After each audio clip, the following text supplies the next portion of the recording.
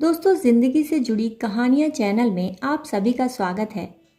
आइए सुनते हैं रितु शर्मा द्वारा लिखी कहानी अंगूठी। मैं बहुत सालों से उसके घर में सफाई का काम कर रही थी। वो वृद्ध महिला बहुत ही सहज और दयालु थी।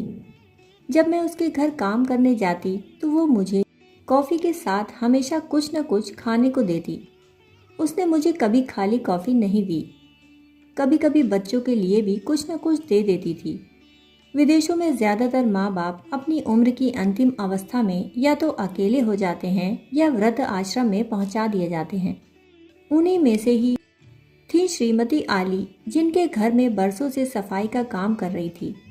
आखिरी बार मैंने उनके घर फैसला लिया कि आज मैं घर की ऊपरी मंजिल की सफाई कर दूं। वहाँ बहुत ही धूल मिट्टी थी। सब तरफ पुरानी अलमारी, लकड़ी के बक्से रखे थे। जब से श्रीमती आली के बच्चे उन्हें छोड़कर गए हैं, तब से मकान की ऊपरी मंजिल में कोई नहीं जाता। कभी कभी उनके नाती पोते ज़रूर ऊपर जाकर खेलते हैं। सफाई करते करते मुझे एक चांदी का छोटा सा बक्सा दिखाई दिया, जिसमें चाबी लटक रही थी। मैं ये कभी नहीं सोच सकती थी कि इस कबाड़ खाने में कोई कीमती सामान भी हो सकता है। अपनी जिज्ञासा को शांत करने के लिए मैंने वो बक्सा खोल कर देखा। उसके अंदर एक बहुत ही सुंदर पन्ने की सोने की अंगूठी थी। श्रीमती आली अमीर हैं, ये तो मैं जानती थी, पर वो अपनी बेशकीमती अंगूठी को इस तरह ऊपर रखेंगी ये पता नहीं था। मैंने अंगूठी को अपनी उंगली में पहन कर देखा तो वो मेरे हाथ में बहुत सुंदर लग रही थी।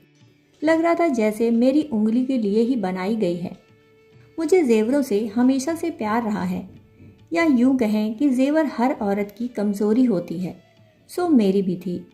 और इसी कमज़ोरी वश मैंने उस अंगूठी को अपने पास रखने का फ़ैसला लिया, क्योंकि अगले हफ्ते ही मुझे एक शादी में जाना था। मैं भी शादी में सुंदर दिखना चाहती थी, बाकी अमीर औरतों की तरह महंगे गहने पहनना चाहती थी। मैंने सोचा, अगर मैं इस अंगूठी को एक हफ्ते के लिए इस बक्से से उधार ले लूं और शादी निपट जाने के बाद इसी तरह वापस रख दूं, तो किसी को पता भी नहीं चलेगा और मेरा काम भी हो जाएगा। श्रीमती आली तो कभी भी ऊपर नहीं आती, उनको क्या पता चलेगा। वैसे भी इतने सालों में मैंने उनको इस अंगूठी को कभी पहने भी नहीं देखा और ना ही ऊपर की मंजिल में जाते देखा। अंगूठी को अपनी जेब में रखते हुए मैं अपने को धोखेबाज समझ रही थी। मुझे ऐसा करना बिल्कुल भी अच्छा नहीं लग रहा था, पर अब मैं उसको अपनी जेब में रख चुकी थी। श्रीमती आली नीचे से आवाज़ दे रही थी। उन्होंने कॉफ़ी तैयार कर ली थी। मैंने जल्दी जल्दी सफाई खत्म की और नीचे आ गई। उस हफ्ते शादी में मैंने बहुत ही प्रशंसा सुनी। सभी लोगों ने मेरी और खासकर उस अंगूठी की जमकर तारीफ की। सभी को वह महंगी अंगूठी बहुत सुंदर लग रही थी। मेरे पति ने भी पूछा कि ये बेशकीमती अंगूठी मैं कहाँ से लाई। मैंने उनसे झूठ कहा कि ये नकली पत्थर की अंगूठी है और उन्होंने मान लिया। वैसे भी आदमी लोगों को असली और नकली गहनों में ज़्यादा फर्क दिखाई नहीं देता। सोमवार को मुझे फिर से श्रीमती आली के पास काम पर जाना था। मैं मन ही मन खुश थी कि अब मेरा काम निकल गया। अब मैं तसल्ली से श्रीमती आली की अंगूठी वापस उसी चांदी के बॉक्स में रख दूंगी। अभी मैं श्रीमती आली के घर में पूरी तरह अंदर भी नहीं घुसी थी कि उनकी बेटी मेरे सर पर खड़ी होकर चिल्लाने लगी कि शायद मुझे पता हो कि दादी माँ की अंगूठी कहाँ है। मैं डर के मारे एकदम सुन्न हो गई। मन ही मन सोच रही थी कि इसको कैसे पता चला अंगूठी के बारे में। ये तो यहाँ कभी कभी आती है।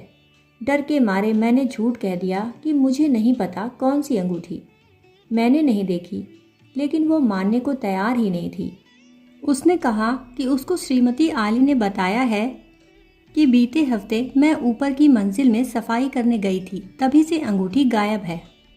उसने बताया कि वो अंगूठी उसकी दादी की सास ने उनको दी थी, तभी से वो अंगूठी विरासत के रूप में रही थी। वो भी उस अंगूठी को किसी शादी में पहनने के लिए लेने आई थी। मैं तो मानो डर के मारे पसीने पसीने हो रही थी। वो पुलिस को बुलाने की बात कर रही थी।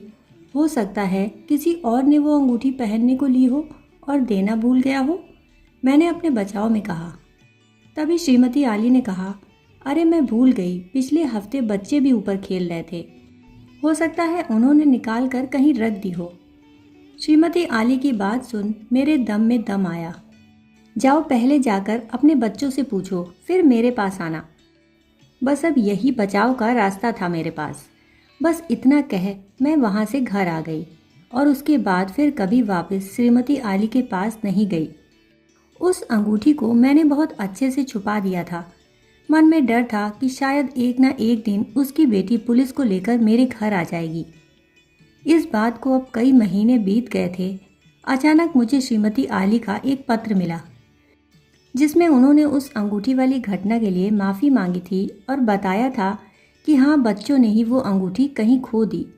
पत्र पढ़कर मेरी आंखों में आंसू आ गए। उसी समय मैं अपने आप को चोर महसूस करने लगी। मेरी अंतरात्मा मुझे कचोट रही थी, क्योंकि सच तो सिर्फ मैं ही जानती थी। तभी मैंने निर्णय लिया और उस घटना की सच्चाई एक पत्र में लिखकर अंगूठी समेत श्रीमती आली को एक माफ़ीनामा भेज दिया।